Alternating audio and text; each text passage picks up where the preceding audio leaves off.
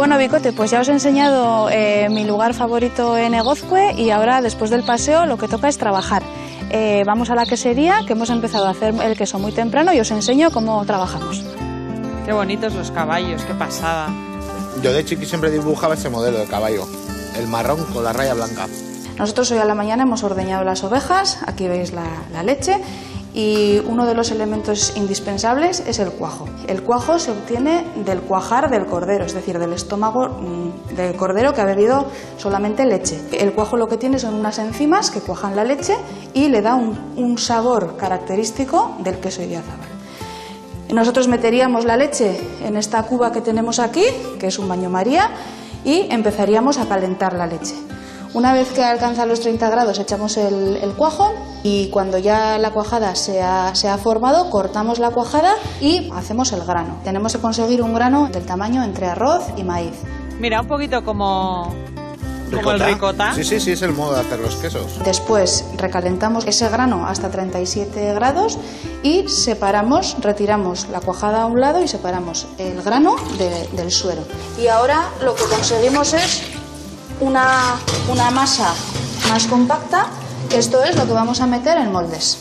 Bueno, cada queso va identificado con una placa de caseína, que es lo que identifica la denominación de origen idiazábal, para mantener la trazabilidad. Y meteríamos la tapa y ya esto va a la prensa. Bueno, como veis, yo no estoy sola, esto es un trabajo en equipo.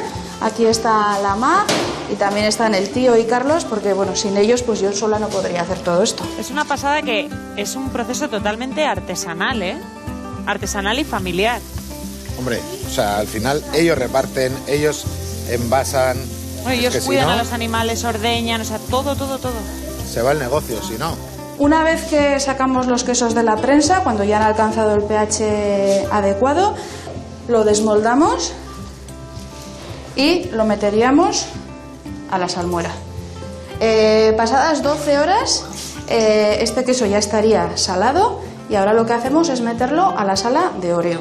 Aquí tienen que estar aproximadamente durante 7 días hasta que empiecen a formarse la corteza, para que pasen ya a la cámara de maduración y siga el proceso de afinado. Esta es la cámara de maduración y aquí nosotros les tenemos que dar vuelta todos los días para que no se concentre la humedad solamente en una cámara, y este moho es fundamental a la hora del afinado.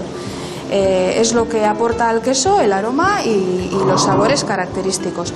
Y cada quesería, bueno, pues tiene su propio moho diferente. Luego es peculiar que cada uno lo ahuma de diferente manera, no te dicen cómo, si usan ortigas, si no usan ortigas. Una vez que ya han pasado los 2 meses, limpiamos los quesos y los vendemos así. Veis que está la placa de caseína identificativa, se sabe qué pastor o qué quesería lo ha elaborado, qué día lo ha elaborado y qué piezas hay en cada lote.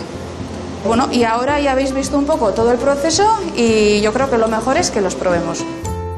Bueno, el queso idiazábal tiene un sabor muy intenso, característico también de la leche de oveja lacha y lo que le aporta el cuajo natural. Bueno, Bicote, pues nada, yo me quedo aquí. Mi verano es seguir trabajando, seguir atendiendo al rebaño, seguir cuidando de estos quesos idiazábal, y hasta cuando queráis, os espero en Egozcue, en Nafarroa, eta eskerrik asko. Aio!